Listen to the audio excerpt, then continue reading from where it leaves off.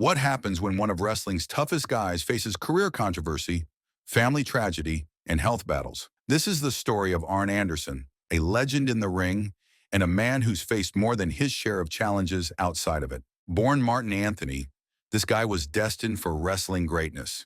But forget the fancy name, because everyone knows him as Arn Anderson. And let me tell you, this dude was a master of the squared circle. Arn was an absolute beast when it came to tag team wrestling. Seriously, he was one half of some of the most legendary tag teams of all time. This guy knew how to work with a partner like no other. Some say he's one of the greatest tag team wrestlers ever. But don't think for a second that Arn was just a tag team specialist. This dude could go solo and hold his own against the best of the best.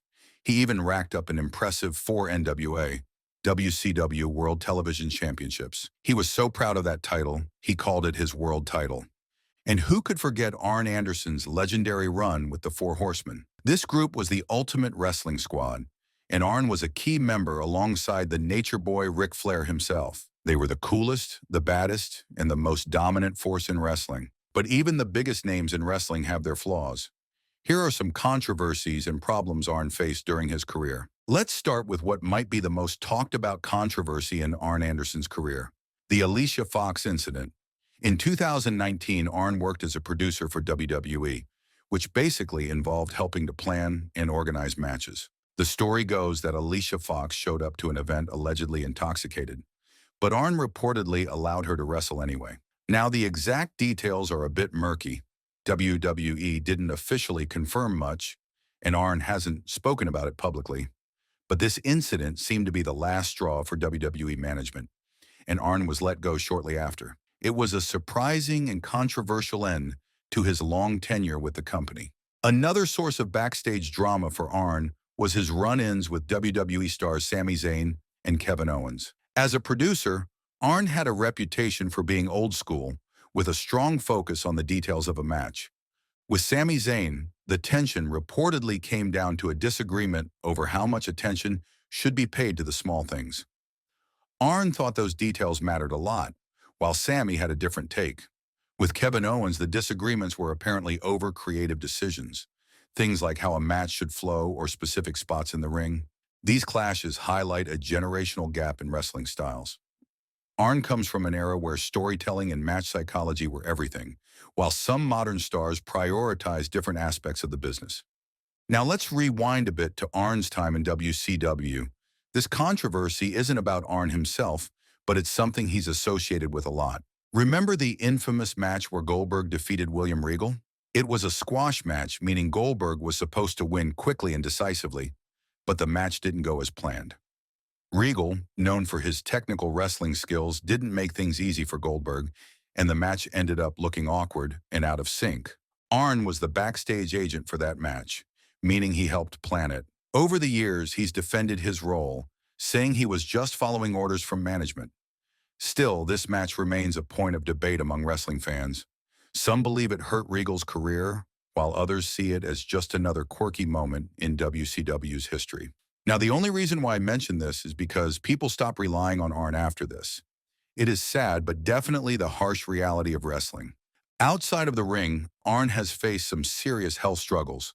During his wrestling career, he suffered a devastating neck injury, which forced him to retire from active competition. Even today, he deals with chronic pain from that injury and the surgeries that followed.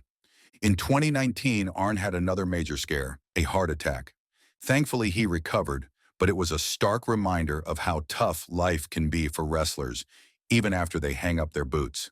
One of the most heartbreaking moments in Arn Anderson's life happened in 2012, when his oldest son Barrett passed away at just 27 years old. Barrett's death was due to complications from a bacterial infection, and it's hard to imagine the pain Arn and his family must have gone through. Arn has always been a private person, but this tragedy gave fans a rare glimpse into the personal challenges he's faced. Like many wrestlers from his era, Arn has also hinted at past struggles with alcohol. While he hasn't gone into a lot of detail, it's something he's acknowledged in interviews. These issues seem to be more prominent during his early years in wrestling, a time when the business was known for its hard partying lifestyle. Thankfully, it seems like Arn has moved past those struggles in his later years, focusing on his family and mentoring younger talent. At the end of the day, Arn Anderson remains a beloved figure in the wrestling world. Whether it's his iconic promos, his role as a backstage mentor, or his unforgettable run with the Four Horsemen, Arn's contributions to wrestling are undeniable. So what's your take on Arn Anderson's career? Do you think despite all these controversies, he is still a legend? Let us know what you think about it in the comments below. In the meantime, for the OG fans, here we have a quick recap of his epic career. I'm sure you'll love it. Arn Anderson was born Martin Anthony Lund on September 20th, 1958 in Rome, Georgia. But before the world knew him as the Enforcer, Arn was just a young man chasing a dream in professional wrestling. Arn's journey began on December 16th, 1981, when he debuted in Georgia Championship Wrestling under the name Jim Verderoso. Trained by Ted Lipscomb, Arn spent his early years hustling on the independent circuit, wrestling for promotions across the U.S. In 1982. He had a brief stint in Mid-South Wrestling, gaining valuable experience along the way. By 1983, Arn joined Southeastern Championship Wrestling, an NWA affiliate in Tennessee and Alabama. It was here he took on the ring name Super Olympia and joined Ron Fuller's stud stable. Success followed quickly. Arn became a tag team champion 4 times in 1984, teaming up with Mr. Olympia and Pat Rose. Perhaps one of the most important moments in Arn's early career came in Southeastern Championship Wrestling. It's where he met Ric Flair. This friendship would go on to shape both their careers and wrestling history. Later in 1984, Arn moved to Mid-South Wrestling, but his time there was short-lived. During a TV taping, the legendary Junkyard Dog noticed something special about Arn. He told Mid-South promoter Bill Watts, "This guy looks like an Anderson." That was all it took. Watts made the call to Jim Crockett Promotions, and Arn's life would never be the same. At the time, the company had expanded its reach into Georgia after Vince McMahon's WWE bought Georgia Championship Wrestling. Now here's the fun part. Arn bore a striking resemblance to Ole Anderson, a tag team legend in the Georgia and Mid-Atlantic territories. They didn't just look alike. Arn's tough, no-nonsense wrestling style was eerily similar to Ole's. Ole saw something special in Arn and decided to mentor him. This partnership led to the rebirth of the legendary Minnesota Wrecking Crew, with Arn stepping into the shoes of Ole's former partner, Gene Anderson. To fit the storyline, Arn adopted the name Arn Anderson and became Ole's kayfabe brother. Together, they dominated the territory and won the NWA National Tag Team Championship in March 1985. One of their biggest highlights that year? Successfully defending their titles against Wahoo McDaniel and Billy Jack Haynes at Starrcade 1985. The Minnesota Wrecking Crew had officially cemented their place as a tag team powerhouse. In late 1985, Arn and Ole joined forces with Ric Flair and Tully Blanchard to form what would become one of wrestling's most dominant factions, the Four Horsemen. Initially, the alliance was loose. They'd back each other up in matches and interfere to ensure victories. But soon, this group became a well-oiled machine. Whether it was 6-man or 8-man tag matches, they were always in the thick of the action. Their feuds were legendary, taking on the likes of Dusty Rhodes, Magnum TA, the Road Warriors, and the Rock and Roll Express. Arn's talent wasn't limited to tag matches. On January 4th, 1986, he won the NWA Television Championship, showcasing his skills as a singles competitor. At the same time, he was still one half of the NWA National Tag Team Champions. This dual success made Arn a star and further elevated the Horsemen's status. But what really set the Horsemen apart was their swagger and storytelling. Arn had a natural gift for cutting promos. In fact, he coined the name the Four Horsemen, comparing their dominance to the Four Horsemen of the Apocalypse. The name stuck, and the rest is history. The Horsemen were nearly unstoppable, but even they faced challenges. At Starrcade 1986, Arn and Ole lost a steel cage match to the Rock and Roll Express, with Ole taking the pinfall. This loss planted seeds of doubt about Ole's place in the group. Things got worse when Ole took 2 months off after Starrcade. By the time he returned in early 1987, the other Horsemen had turned on him, officially kicking him out of the faction. Lex Luger stepped in as Ole's replacement, and the group regained their momentum. Arn teamed up with Tully Blanchard to focus on tag team competition. In September 1987, the duo won the NWA World Tag Team Championship, defeating the Rock and Roll Express. This win solidified the Horsemen's dominance. At one point, the group held nearly all the major titles, Ric Flair was the NWA World Heavyweight Champion, Lex Luger was the United States Heavyweight Champion, and Arn and Tully had the tag titles. By late 1987, tensions began to rise. Lex Luger left the group and started feuding with them, particularly Ric Flair. In early 1988, Luger teamed up with Barry Windham to challenge Arn and Tully for the NWA World Tag Team Championship. On March 27, 1988, Luger and Windham won the titles, marking a significant blow to the Horsemen. However, the Horsemen struck back when Barry Windham turned on Luger during a rematch, joining the faction and helping Arn and Tully regain the titles. Despite their success, Arn and Tully grew frustrated with Jim Crockett. Promotions over pay issues. They believed their contributions to the company weren't being fairly compensated, even though they were bringing in millions of dollars in revenue. The breaking point came on September 10, 1988, when Arn and Tully lost the NWA World Tag Team Championship to the Midnight Express. Shortly after, they left Jim Crockett Promotions for the WWF, ending an unforgettable chapter in wrestling history. In 1988, Arn made a big move by teaming up with Tully Blanchard to join the WWF. They became the Brain Busters and had legendary manager Bobby the Brain Heenan in their corner. These guys wasted no time making an impact in the tag team division. Their biggest moment came in 1989 when they beat Demolition to win the WWF Tag Team Championship. That wasn't just any win, it ended Demolition's historic 478-day reign as champions. Even though they lost the titles back a few months later, the Brain Busters had already cemented themselves as one of the greatest tag teams of that era. By the end of 1989, Arn decided to leave WWF and head back to WCW. This was when Ted Turner owned the company, and they were really building their roster. Arn quickly rejoined his old group, the Four Horsemen, with Ric Flair leading the way.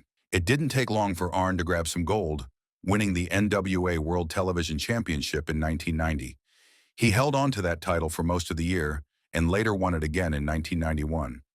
This run really showed how solid Arn was. Whether in a tag team or on his own, he was always a standout. Speaking of tag teams, Arn formed a new partnership in 1991 with Larry Zbyszko. They called themselves the Enforcers and won the WCW World Tag Team Championship. Not long after that, Arn joined another big faction, Paul E. Dangerously's Dangerous Alliance. Teaming with beautiful Bobby Eaton, Arn kept racking up tag team wins and championships, proving he was a master of tag team wrestling. In 1993, Arn reunited with Ric Flair to bring back the Four Horsemen. They added Paul Roma to the group, but let's be honest, it wasn't the strongest lineup. Even Arn admitted later that Roma wasn't the best fit.